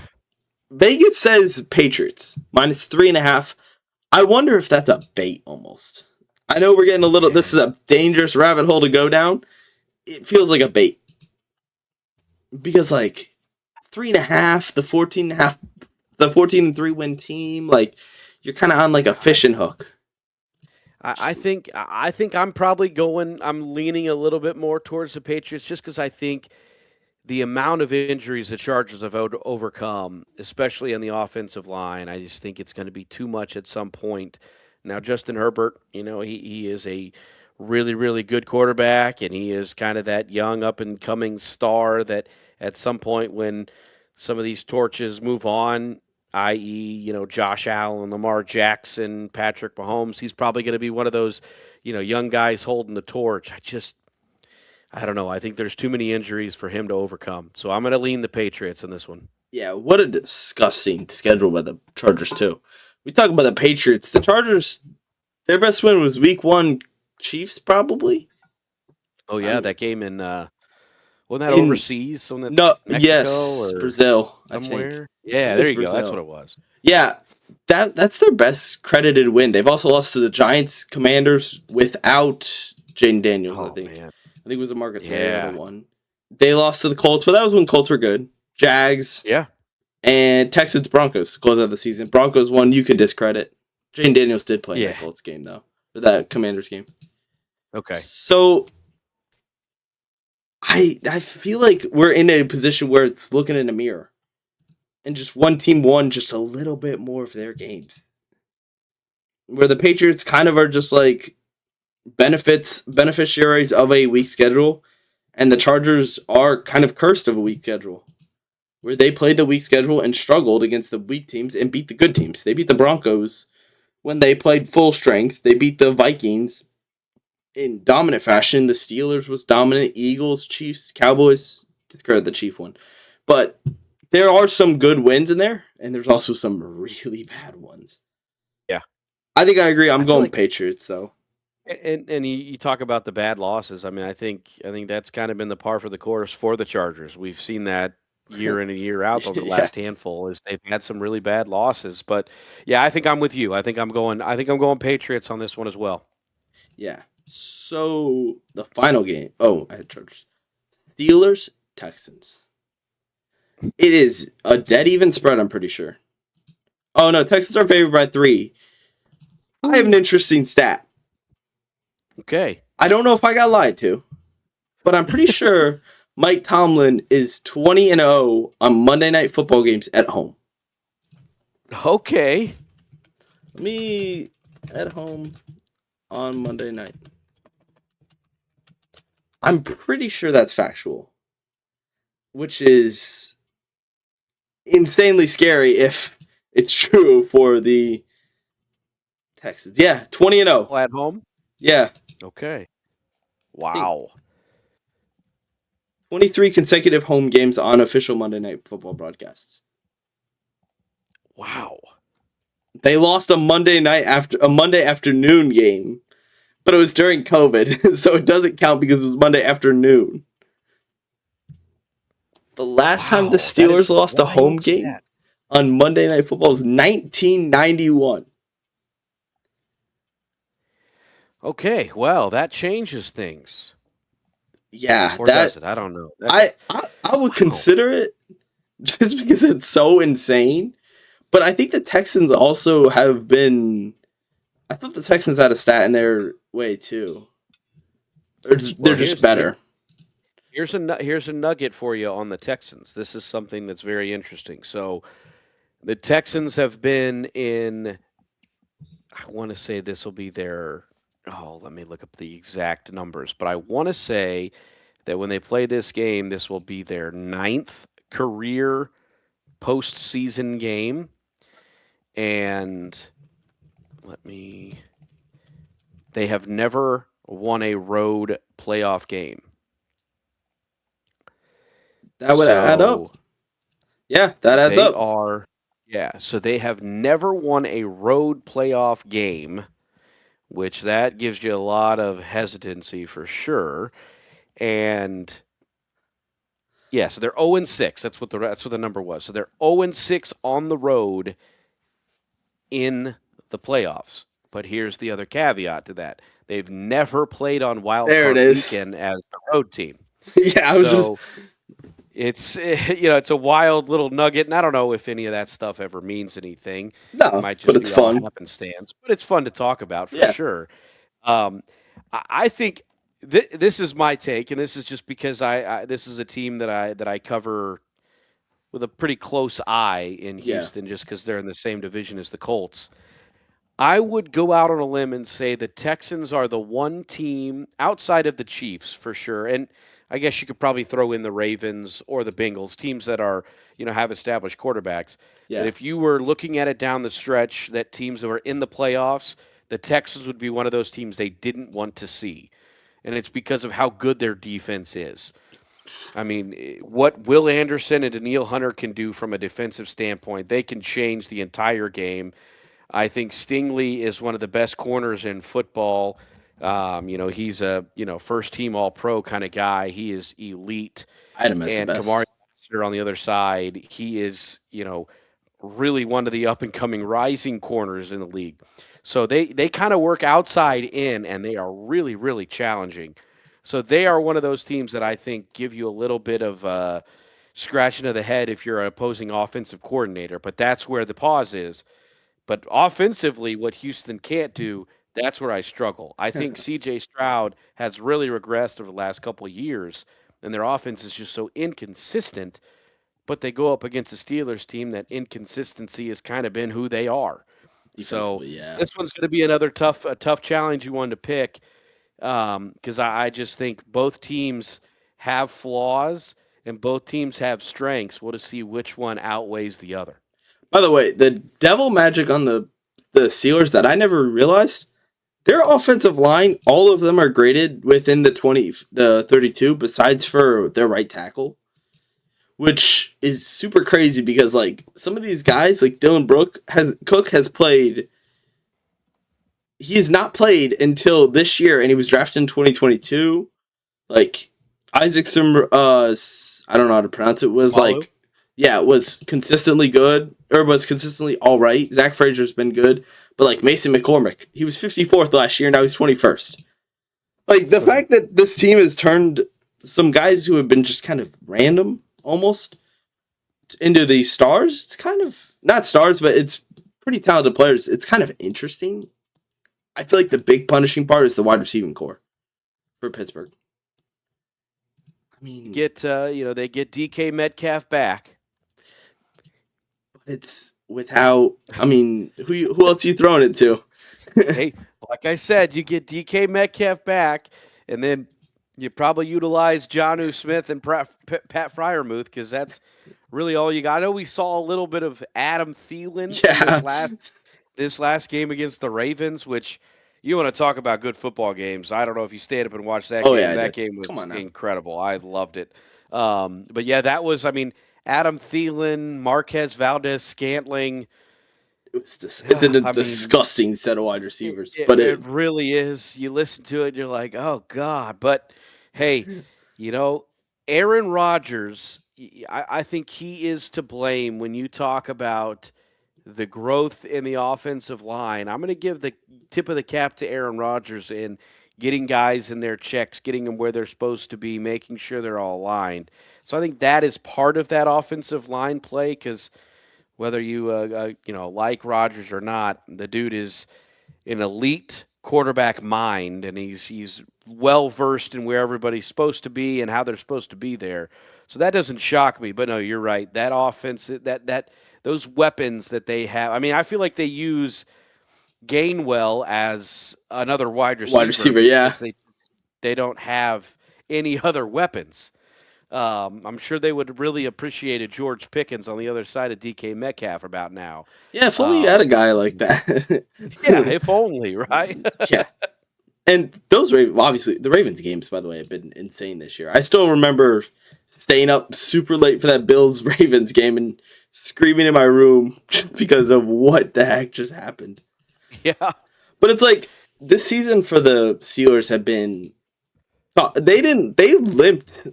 They were one of the teams that like everybody in their mind thinks they limped too. They actually closed the season very strong besides that Browns game. I think that Browns game put a lot of bad taste in people's mouths. They were 4-5 in the last they won 4 games in the last 5 games they played, which is impressive. And it wasn't against easy teams. It was the Ravens and the Lions are credible wins, especially considering the Lions were fighting for a playoff spot. And then it was the Ravens again. So what are you thinking? Where are you going with this one? Because I don't want Towards to say anything. I think I'm going to lean towards Houston just because I think that defense is going to force Pittsburgh to not be able to put up any points. And so whatever offense you get out of Houston will be enough. And I think that's where Houston's going to be challenging throughout this postseason if they're able to win, is just because their defense is going to consistently be there, and they're going to limit what opposing offenses can do. And can Nico Collins and Jaden Higgins be enough on the outside to essentially, I mean, Woody Marks has been a good running back for Houston, but I don't think that he is the, you know, there's still some question marks in the running game with Houston, and their offensive line, it's not as bad as the Chargers, but it's pretty close. So those are the things, like offensively, they give me a lot of pause, but what they do defensively, they scare me a little bit. I mean, Yeah. Will Anderson Jr., Derek Stingley, Daniil Hunter, EJ Speed, even. Like, I love that kid. EJ Speed, Aziz Al-Shai. I mean, they're just dudes. Like they've got a lot of just legit dudes on defense. So I'm anxious to kind of see what that looks like against a cerebral player and Aaron Rodgers when it comes to the postseason. But I think I got to leave a little bit of lean towards the Houston Texans. Yeah, I think the big thing that scares me for the Steelers is their secondary. I don't know what curse Ravens fans put on the Derek Queen, or what was it, Derek? Patrick Queen. But they curse that man. He has been on a tremendous downfall. It feels like their middle of the course almost as bad as the Niners, who are like fifth stringers. Like, we are in people. Eric Kendrick hasn't played football in like 3 years, I swear. He was on that 49ers 2019 team, but he was like, I think he was a Saint for like 2 years and then just ended up on free agency and we picked him up. I'd argue he's better than Patrick Queen in this position, which is crazy to say, but yeah. I just feel like this Steelers defense would have to take a huge step in finding a way to make it work. Jalen Ramsey has been good at safety. That was a genius move by whoever decided to do that. But do you think this Texans... So the over-under is 38. Do you think that hits? Just like sticking that out there? Wow, I'd take the under on that one. I really would. That's the position I was in. I mean, I see a lot of field goals. I see it being, Kaimi Fairbairn hits his fifth one, and the Texans win 17 to. I mean, I think it's going to be an ugly game, and that's what I think it's going to be. I think it's going to come down to, can Chris Boswell have a revenge game after his missed PAT? But oh man, I think it's a Texans game. I think it's ugly. I think it's going to be a defensive battle from Houston, and they're going to do just enough to win. Oh yeah, we saw it with the Texans played the Broncos and kind of had the same rock fight of a game where Fairbairn hit 5 field goals and they lost 15-18. Where the Broncos just scored 2 touchdowns. Yeah, like even Will Lutz got a field goal. Like, I feel like this Texans team is gonna set Kaimi Fairbairn up for a great game. That's the best way to put it. Because agreed, it's just a matter of defense. And when you're looking at that and you're saying like, oh, under, if you're instinctually going under, I'm in the same boat. I feel like it would be Texans. It would be Texans without a doubt, because that offense is not good, but man, is that defense good. Yep, exactly. Shoot, Tommy Toga has more touchdowns than Jalen Hyatt. I found that out recently. That is funny. I did not know that. Yeah, Jalen Hyatt scored last. Hyatt almost scored 0 twice last week. Yeah, and that's just like a not all right. Like, I like Tommy, an all right guy on that defense. Yeah, we're talking about Daniil Hunter, who, by the way, get his wife off Reddit. I saw the Ask Me Anything. That was an interesting read. But like Will Anderson and Stingley and Lassiter, like seeing this defense in person, dude, is insane. Yeah. We went to that Niners-Texans game where we got our butts kicked. That defense just does everything right. I'm with you on that one. They are legit. So we're going Texans. Okay. Let's talk about the Colts for a little bit, and then we'll wrap it up. Okay. I want to hear your thoughts. What if you were the GM? You're taking over the team for a day. They're saying, Oh, Casey, you are in charge. Do what you want. What are you doing? whew. Well, that's a million dollar question that Well, yeah. luckily I'll never have to answer. But if we're playing all of these games, I'd love to answer that for you. So here's what I'm doing, and you're giving it to me as it currently stands, correct? Yes. Okay, so the Colts have made the trade for Sauce Gardner, which gives away first round pick this year, first round pick next year. And you have question marks at the quarterback position because Daniel Jones is a free agent. He's coming off an Achilles tear. Arguably, your best offensive player was Alec Pierce, that is going to be a free agent. Now, Jonathan Taylor had a great year. Alec Pierce is due for a probably break the bank kind of contract extension. And you have a guy already under contract in Michael Pittman Jr., who's making north of $20+ million a year. So, can you afford to pay two of those guys, find a quarterback, do all of that? So, if I am the GM, what I am doing if I'm the Indianapolis Colts general manager for a day, I would bring back Daniel Jones and try and do it on a very team friendly deal. Yeah. Um, the quarterback salaries, they continue to go up, but you kind of play into the, hey, well, you're coming off an Achilles. Maybe we can do another, like, give you a couple year deal with a chance of the chance to really make it or break it, Oh yeah. and an extension potentially. And then I am doing everything in my power to renegotiate a contract with Michael Pittman Jr. and make it so that it's not as expensive on the cap heading into this next year, because I think Alec Pierce kind of overtook him as the number one receiver in the Colts offense. So those would be the two pieces that I would definitely bring back from an offensive standpoint, is Daniel Jones and Alec Pierce. Everything else, you just kind of see what happens. And then defensively, you have to be so incredibly aggressive and bring in something to help the defensive line. It has been, you are not able to get any pressure. Leatu Latu has been a good piece. He has not been great yet. He's a first round pick.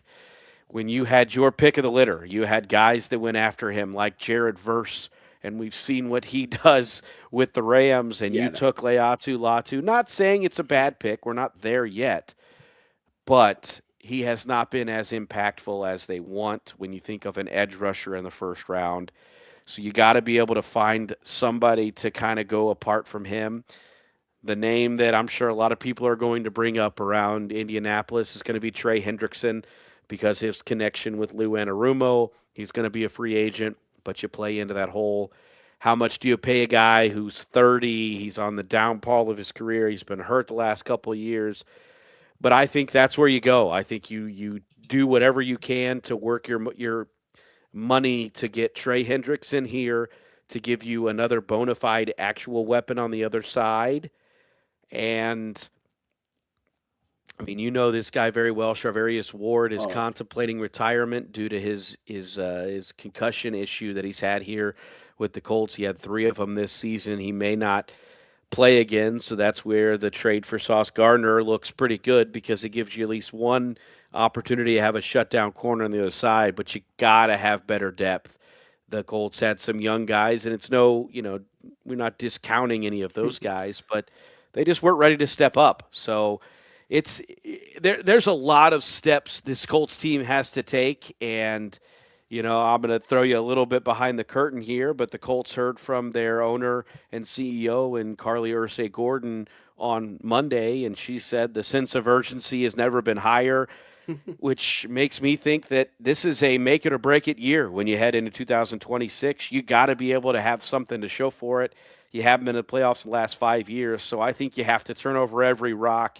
You gotta swing for the fences, and you've got to hit on every one of your draft picks and all the free agents, and you cannot be stung by this injury bug that's plagued you, because you got to be able to put up 11 to 12 wins in order to get into the playoffs, especially as what you're seeing with all of these double-digit win teams in the AFC. You got to be able to compete, and that has to happen now. There's no room for error. You cannot wait around. It's got to happen right now if you want to have a job heading into 2027. Oh yeah. And so from my experience as a one Niners fan, you guys have like 90% of our defense apparently. I don't know what Yeah. that's about, but you you guys like our defense a lot. I mean, Buckner, Mooney. It's funny. DeForest Buckner, Samson Ebicom. I think he was a Niner. You have Yeah. Charvarius Ward. Yeah, it's been a lot of former Niners players, but I will say this: DeForest Buckner was a great trade for the Colts. You made a It grown was man cry that day. Well, not grown man. I was like Oh man, 13, I but I get it. He is, and I'll tell you, one of the benefits of the job, and this is not trying to like toot my horn, but I get to be inside the locker room, on 3 days a week during the season, and you couldn't find a better human being in DeForest Buckner. He is everything that people should look to as like an idol because he does it the right way, and he's coming off neck surgery it's scary. So you yeah. really hope if you're a Colts fan that he can come back and be DeForest Buckner because I still think that when DeForest Buckner is healthy, he is a top 3 to 5 defensive tackle in the NFL. He is that good, and he has been a wonderful pickup for the Colts a handful of years ago when they made that trade. And there's a lot of people that are really glad they did because, like I said, not only is he a good football player, he's just a better human being. Yeah, I that was my first jersey. Funny enough, besides for I had a Oh, Frank really? Gore. I had a Frank Gore, but it Okay. was kind of Yeah. like Hey, I hey, didn't know Frank him. played for the Colts for a little while too. Well, I didn't know him too well, and then my dad I was like in love with Buckner, and I got a Buckner jersey. I swear it fell off a wagon. It was like $10, but I got a Buckner jersey. I wore it to the first NFC Championship game, and I remember just switching. When offense was on the field, I had a Kittle jersey that I bought that day. When a defense was on the field, I'd take the Kittle jersey off and have Buckner showing. I like that. It was such a sad day when we lost him, but he is obviously an amazing player.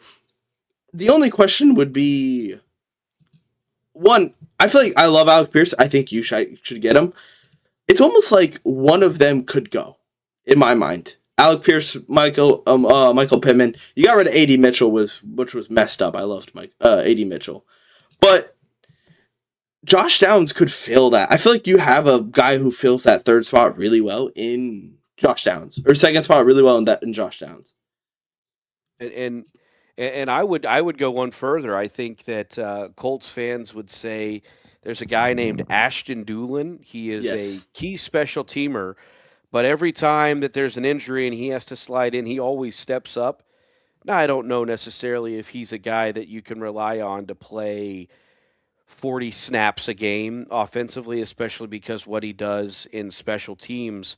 But no, your argument is very valid, and that has been something that we're going to see what the Colts have to do because they're at a spot right now where Chris Ballard is on record saying defensively they need to get younger and faster. And when you hear younger and faster, that kind of lends to the old guard that's been there, and that is guys like Kenny Moore, Zaire Franklin, Jermaine Pratt was a guy who played linebacker for the Colts this season.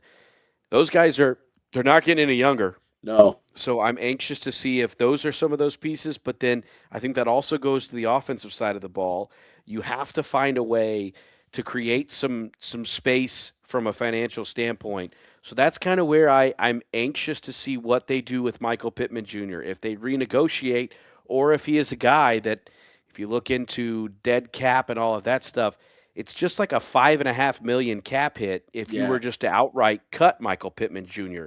So I would agree with you. I think Alec Pierce proved to be kind of the go-to option inside this offense. And the way that Michael Pittman Jr.'s game is, it's so different from what your typical number one is.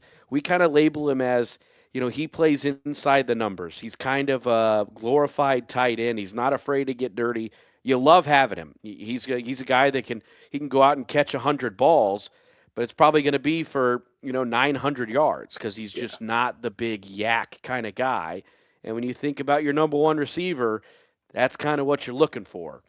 So that is a scenario that I'm sure the Colts are going to have to entertain on what do we do with Pittman because you mentioned Josh Downs.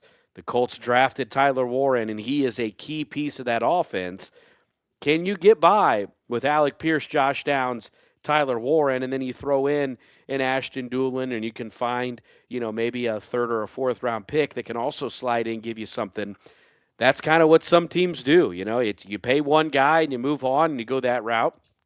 Clearly, we've seen what Cincinnati has chose to do with, T. Higgins and Jamar Chase. Now, I'm not comparing, Alec Pierce and Michael Pittman to those guys, but when it comes to a financial toll, that's in the category that the Colts are going to be in. Paying two guys $20+ million, you really start asking some questions.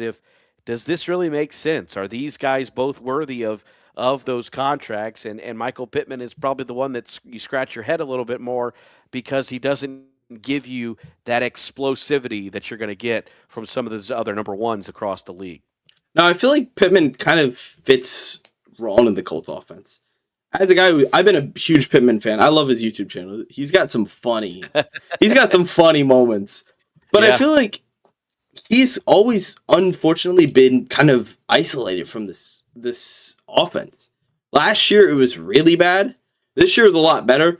Last year was horrible for him because he was just so put in a spot where it felt like he kept getting jumped. He just kept getting jumped over compared to 2023 where he's a 1,000-yard receiver. He's one of the best players in the league. Like, he kind of got jumped out last year and booted to the side for Josh Downs, and his target rate didn't go up this year. It's kind of putting him in a spot where it feels like he would just fit better on I'm trying to think of a team, like a Broncos almost. Or a team that plays kind of shorter, maybe a Texans or even a Steelers, like a team that plays short football. That's a great, The Steelers is a really good one because, they are glorified a tight end team. I mean, when Washington's healthy, when the Colts played the Steelers, it was DK Metcalf, and then it was the three tight ends. It was Smith, Freiermuth, and Washington. They were getting the bulk of the care, and that's where Pittman really thrives. That's where he makes his hay, is kind of in that short intermediate range. Now he has the ability to go up and win 50-50 balls, and he has the ability to kind of take the top off of defense. That's just not how he's been utilized. So there may also be that fact of if he was in a different offense, would his role change? How would that look? But you bring up some good points, and that is something that I think that the Colts really have to look at this offseason on how do we utilize, if Pittman is on this roster, we've got to find different ways to get him involved because, when at the end of the day, it comes down to money. Money is always going to be the biggest thing. And when you're paying a guy $20+ million and the return on the investment is not there, you really got to start thinking about, okay, where are we going with this? Yeah. I see it right now, the player splits. His short yardage has been, like you said, feasting. He had 490 yards. His average air yard target was 8 yards. Like, he's getting those short passes, turning them into some yak, kind of like a Debo, like a prime Debo Samuel, where he just gets those short passes. And I've got a fun one. I did a mock draft on PFF, just like, screw around. I have PFF Plus, so, we can just run the free mock drafts. Elijah Sarrett fell down to the Colts. I don't know if you're familiar with Elijah Sarrett out of Indiana. Yeah. That would be a situation where that would make more sense. If you sat in the draft room and Elijah Sarrett falls to you in the second round, all of a sudden, Michael Pittman might be on the table. You might take Elijah Sarrett, and then you say, hey, Michael, like, pick your team. Be that friendly team for the players. Like, pick your team. We won't send you to the Jets. Just pick whatever team makes you happy, and we'll make it work. Like, we'll find a way, and then he'll find a team, and then you call him up, and you send him over just to keep that, like, mutual respect between. I think that's one of the big things that's slept on. Like, the mutual respect of how you handle a player's wants is make or break for a team. Oh, yeah. Like, if you look at the Ravens handled some of the situations horribly, the Bengals handled it horribly, are you going to want to sign there? The Dolphins, if, like, you're looking at the Dolphins and saying they handled all this stuff really horribly, it looks like a cancer, I don't know if I want to touch that. It's an interesting game you start playing when it comes into what's going to be available at the draft, what are you targeting, and can you get younger and find a similar type of player. And I think that when you talk about Elijah Surratt, he's a guy who kind of fits that similar mold. I hadn't even thought of that, but that is something. I mean, Hoosier fans all over the place. Now, I live, I'm north of Indianapolis. I am a Purdue fan. So like this IU stuff, it rubs me the wrong way because they're like our arch rival. But it has been a polarizing story, so it's been pretty fun to watch for sure. But he has been a really, really good piece in that run. So that would make a lot of people very happy around here for sure. Your Elijah Surratt thing, I like that. That's pretty And good. it would just fit the team. Like I feel like when you're looking at that team, wide receiver wise, you're not getting a Jordan Tyson or Tate or Lemon, where these guys early. You could wait and go Chris Brazil. I think that's how we pronounce it. Chris Brazil, the Tennessee guy, or Jacoby Lane. Maybe Omar Cooper is another one. Skylar Bell. Just scrolling through the list. Like there's some guys. Eric Rivers, even. I love Eric Rivers. Don't get me started. I rooted for FIU last year. Like Eric Rivers is the man. But there's some guys that you could say, hey, I like Michael Pittman, but for what would it be like? I think they get paid $3 million if you're in the third round, something like that. You're shaving off $26 million, like that, and that is a big difference. That puts you out on the table where I don't know. There's not really a ton of great free agents this year. You could go like a Tutu Atwell if you really wanted to shave off a lot of money, but there's some just. Yeah, Trey Hendrickson's another one. You go down he's wanting 29 million is what the APY is. So you could cover that with a move on Pittman. Just make sure he's happy. That's all that I feel like you should do is make sure he's happy. I'll tell you, he has been a really good locker room guy for this Colts team for a while. That's for sure. Oh yeah. Yeah, I would want the world. I would hope he has the best. Same thing with like Mo Alley Cox. Like I would hate to see him not be a Colt.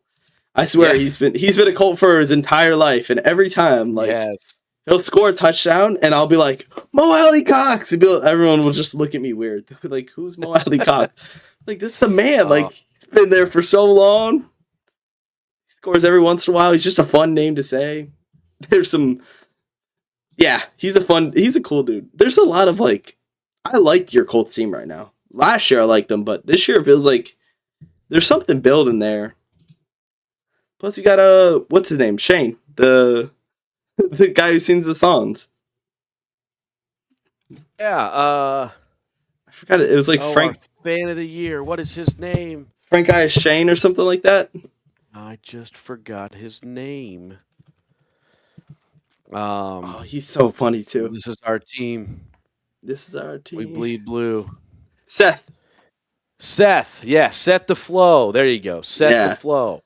We love Set the Flow. Dude, the video of him with the cheerleaders. Oh yeah. It made me laugh so hard. He's such like a cool dude. And like when he had the cheerleader thing, or when he threatened Aaron Rodgers, when he said let's break Rodgers' back. And I found his account again, and he's like making apologies about it. Yep. I found that funny. That's like the downturn is when he said, "Let's break Rodgers' back." They lost like every game from that point on. Oh man, yeah, you may be right. He is kind of he's diehard though. That's for sure. Oh yeah. No, I think that your plan is great. The only question mark would be: so, is there a world where Daniel Jones? If there's a world where Daniel Jones asks for too much, I highly doubt it. Based on what they're saying too in like the media, I highly doubt he asked for too much. What would be that step? Would it be Riley, or is it going to be go out and get somebody? Like, what are we thinking there? That's an interesting question because I think you make the case that Riley Leonard has looked good in his time.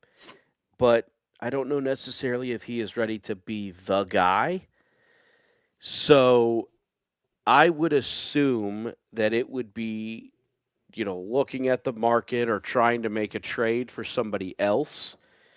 Um, and also because you don't know where they are with Anthony Richardson on his vision. There's Oh, I been a forgot lot about of him. question marks on if he can get all the way back. So all of those things are going to be interesting, but that's the reality of the business. There is no guarantee that a free agent is going to want to come back. You may have some issues on the terms of a contract, and some other team might say, "Hey, we've got no issues with that," and you come here, and all of a sudden, everybody. It sounds right now that everybody wants Daniel Jones to return to the Colts, but that doesn't necessarily always happen. So we'll be anxious to see what happens there. But if it does come to that, man, that's a great question. I, So I would you're paying the assume, 14 million. If Rod Daniel Jones is like APY is 14 million, you're paying that. oh man, I think that's a bargain because that's what you had him at Oh yeah, this year, and I think he proved that when healthy. I mean, he had this offense. They were at they were historical humming. numbers, and they are 8-2 to start. So there is something to that he did have with this staff and a majority of the same pieces. He was rolling. So I really do think that his number is going to be in the 20 to 30 range.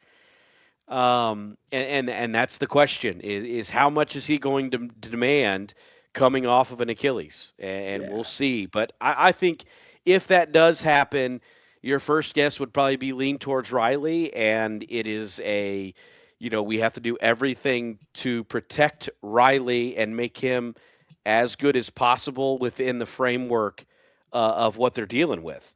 Because, there's going to be limitations to what Riley Leonard is, and it would change a lot. I think that would really change up all the plans. I think as of right now, everybody is kind of working with the fact that they think it will be Daniel Jones. yeah. So one last question. We'll leave it on this.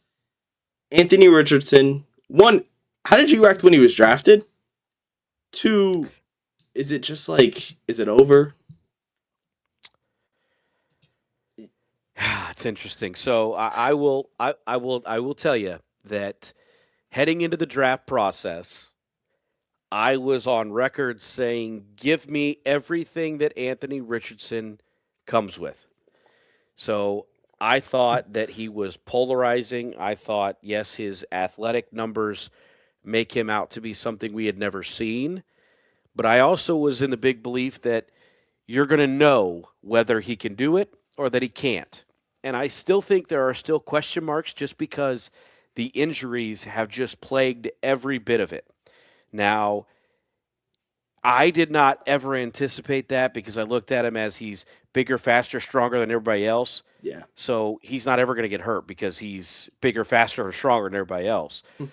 But that didn't come to fruition, and I think you saw some real positives. But then you also saw he did take some drastic setbacks, and there were times where, as a rookie, he completed some passes and made some plays, and you're like, oh man, this guy's going to be good. Then he gets hurt, Yeah. and you're left with he is going to be really good. And then he comes back, and his second year was a lot of ups and downs. He completed less than 50% of his passes, and you just can't win football games that way. So I don't know necessarily if that's it for Anthony Richardson in the league. I also don't know where he's going to be. Like I said, the big thing is with his eye and the visibility concern. There's still questions on can he get his eyes all the way back to where they need to be in order to play at an elite level. And if that can't get there, then it's hard to think that he can continue in his NFL career. But I do think that there is in NFL and there are people around the league that look at Anthony Richardson and say, we can do something here and there and we can win football games with him. Yeah. So I do think there is something to be said there. Now, that's another thing. If his vision comes back and Daniel Jones goes somewhere else, hey, the Colts still have him under contract. So don't completely rule that out. If something were to happen with Daniel Jones that he is not back with the Colts, Anthony Richardson's under contract. So that would be an area. But then it also goes back to if Daniel Jones is signed with the Colts, Anthony Richardson, I want to say, becomes about a $10 million cap hit for the Colts this upcoming Let me season. get it. So then do you think of, well, we don't want to pay our backup quarterback that when we saw what Riley Leonard could be at a much cheaper cap hit. So all those things start to play, but I think there is going to be some teams out there that would be interested in bringing Anthony Richardson in, letting him learn their offense, and seeing what they have at potentially a guy that is just different than the current option that they're currently at this time frame. One of the teams that I keep hearing is the Rams. Oh, And yeah, Sean swear you're gonna McVay say mine. saying, hey, we've got Matthew Stafford for 1 year, 2 years, however many years he's got left. I think I can get this guy to play at this level, and I wouldn't put anything past Sean McVay. He's a great NFL, great offensive mind. So who knows? We'll see what happens, but Anthony Richardson is definitely a polarizing case, that's for sure. Yeah, I got a fun little one too. The Vikings. Okay. That's a fun little Whew. team who underperformed. That's a team that I don't know what is happening. I mean, I'm sure they're looking at Sam Darnold and what they wishing they signed that. Man, I mean, you're looking at what JJ McCarthy did or was unable to do because he consistently was hurt. That's going to be an area that I think Minnesota, if JJ comes out next year and looks similar to what you saw and has the injury concerns, all of a sudden they're back to the drawing board. And also that also puts, at the end of the day, this league, it all stands for not for long. That puts Kevin O'Connell right back on that hot seat, I really think, in Minnesota. You think so? Oh, see, I do. I wouldn't go that far. I think he is a great mind, but I think that people might say, well, it was only because he had X, and it's not actually him, it's everybody else around him. Not saying they're right. Yeah, I think I just think that's the way the NFL is. It's not fair. They don't give anybody the benefit of the doubt. They don't give them any time, and that would be kind of that trajectory. Like Mike McDonald 3 years ago was the greatest thing, and now all of a sudden here he is being fired, and we'll see what happens. I mean, yeah, I feel like that's it's the way crazy. the NFL is.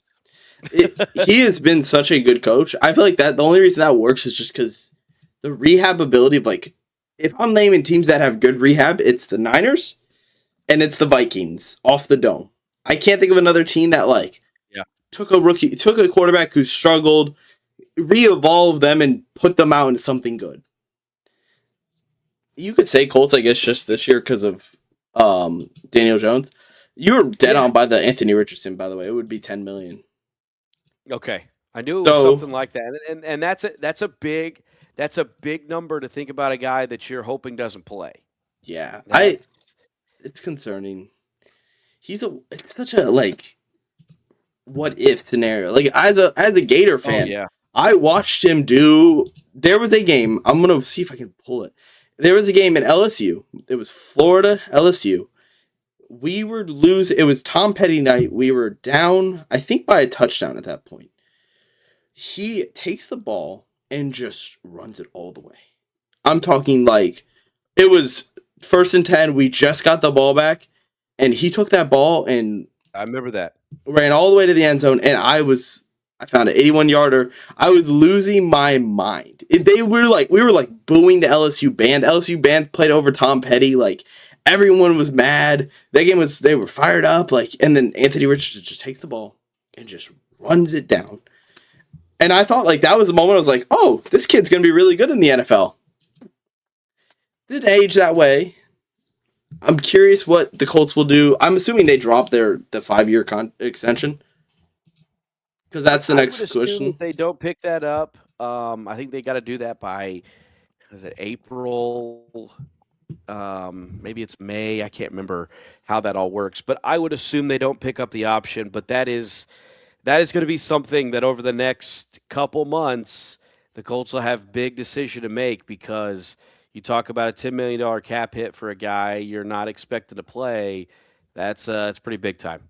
And your owner said that she's staying in her lane on that one. I found that. Yeah. Yes. I laughed about that pretty hard. So that's all I got for this one. Thank you for joining us. Of course, man. No, I really like I said, I don't know what I offer. I don't know if I help at all, but I am glad to help, and I mean, like I told you when I met you,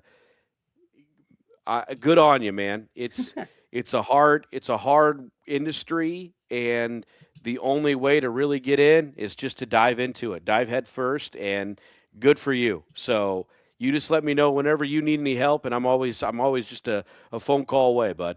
All right. Thank y'all for watching. Made it this far. Come on, like and subscribe. Share it out, maybe.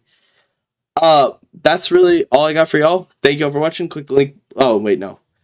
Make sure to like, subscribe, and I'll see y'all in the next one. Peace.